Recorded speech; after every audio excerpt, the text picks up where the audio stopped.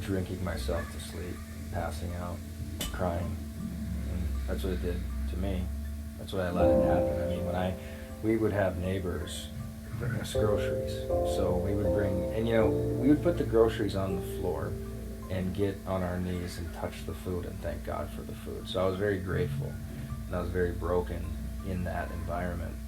And then maybe that same night, I buy a 12-pack of beer and drink myself to passing out on the floor, crying, because I'm so broken. So it was a mixture of, faith and desperation and all these things. There was mornings I couldn't get out of bed, and my wife would just read books over me.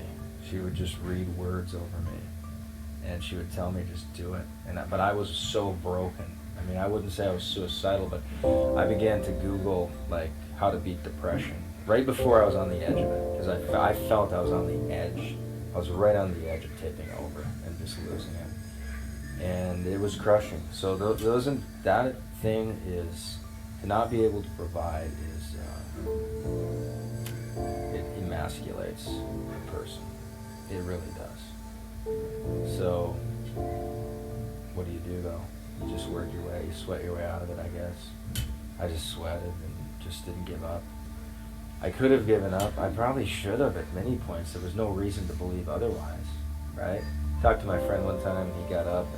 And I was going through counseling. I was seeing a counselor for I just was so screwed up. I was so gone.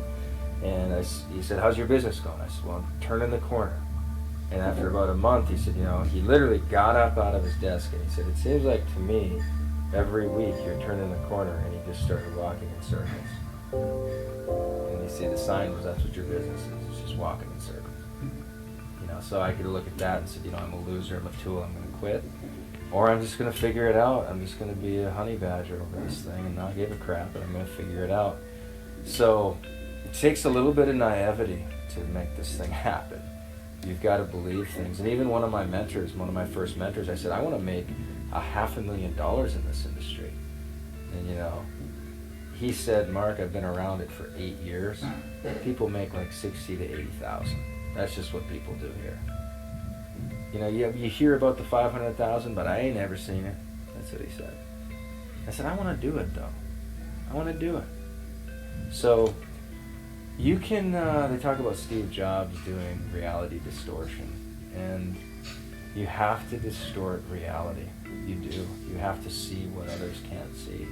You have to do things others can't see. You have to deal with the ridicule and the belittling and the blasphemies at you, and the mocking and the jokes. And you have to take all of that, and you have to have enough focus where that stuff is just like bugs hitting the driving. As you're driving 1,000 miles an hour, there's going to be bugs and squirrels that you run over and things that are hitting the windshield. And you got to be able to take all that stuff, and you're just in galactic speed. And I would visualize with Solomon, I'd take these verses and I'd visualize that that all these promises were happening. I would visualize. There's a verse, I think it's in Malachi, where it says, if you bring the tithe into my storehouse, 6 days and all this stuff, then I'll bring in so much blessing that I'll open the windows of heaven and bring in so much blessing you won't. And it's this idea, and I would visualize all this wealth coming into my account, and literally at the federal government had a limit. I think it was $100,000 limit on how much you could put in a bank account, and we maxed that frickin' bank account out, and I literally had to go find another bank account to put money in. I mean, it was the manifestation. I saw these things happening, but I believed in them way before I had any real reason to. So faith is the evidence of things not seen. That's what living in faith is. And on earth, you've got to put your faith into tangible manifestations, things and people and institutions and realities that are touchable, visceral things. Like I would imagine that my clients would see me at a live event and throw their hands around me and hug me and cry and tell me how much they changed my life.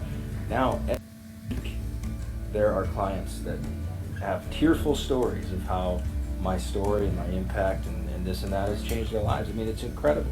I saw every bit. I remember my phone, I would write all this stuff down. I allow myself to wake up to a text message that says, Hey Mark, I made another $3,000. Thank you so much for your leadership. And I wake up to text messages all the time. I just got a text message, I'm not even kidding you, before this phone call, where a gentleman just made an $8,000 sale.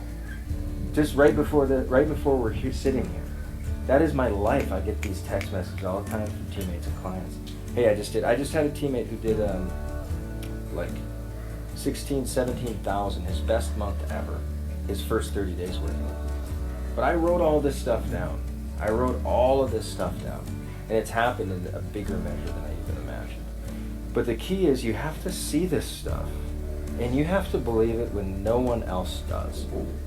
That's what you have to do. And then maybe God says, okay,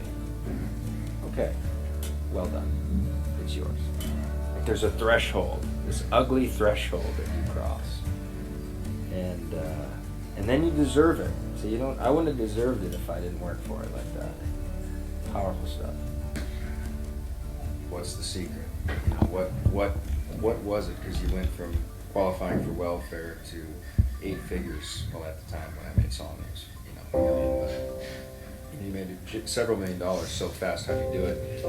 And this was me just like, I didn't want to have to explain this Solomon stuff over and over and over and over because I was doing it. They'd say you reference Proverbs here and there, you reference the Bible now and then. Like, what do you mean by that? Like, it seems like there's a grasp on it that's different, or a little different than normal. And so this was a time saver initially for me, and partly, and I'm not even kidding. And this is on the super deep level. I'm very aware that life is fragile, super tiny. I could be gone tomorrow. I could be gone the next day. And what had happened for me was so profound that Solomon and I wanted my kids, if I died, that they could go through that course and feel like they know their father. Yeah. So it was as much for my children, and Isaac's going through it now. Yeah. It's crazy. And he's understanding who his father really is and what made all this tick. So, the motivations were just so on for. I'm not even on. It was just so natural to make this thing, and it was such a heart project because it was, it was for my friends and for my kids, and then of course it's also a moneymaker. Yeah. I have a concern. What's my concern with Micah in particular? Yes, Micah. What is it? Sit. You love me? It's my concern. We love you. And I do. Give me a kiss because I love you so much.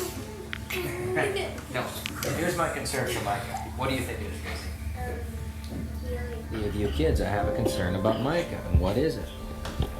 Oh, he's the one causing the trouble. No, you. Dad, he's not left out? That's it. You three will go off and play, and you'll go do your own thing. And Micah's alone. And he's alone over and over and over. Just tonight, we're all at the table. Where was he? Alone. Right? But that's a theme that keeps happening over and over and over, and I'm concerned for it. So I'm asking you guys to I'm not saying you have to invite him all the time because that gets annoying and then you resent him, right? But I want you to think about my brother. When I'm alone, I can just eat all that candy. But I want you guys, I'm being very serious. I want you guys to think about your brother. I do. I want you to think about including him as much. It doesn't have to be all the time. Okay?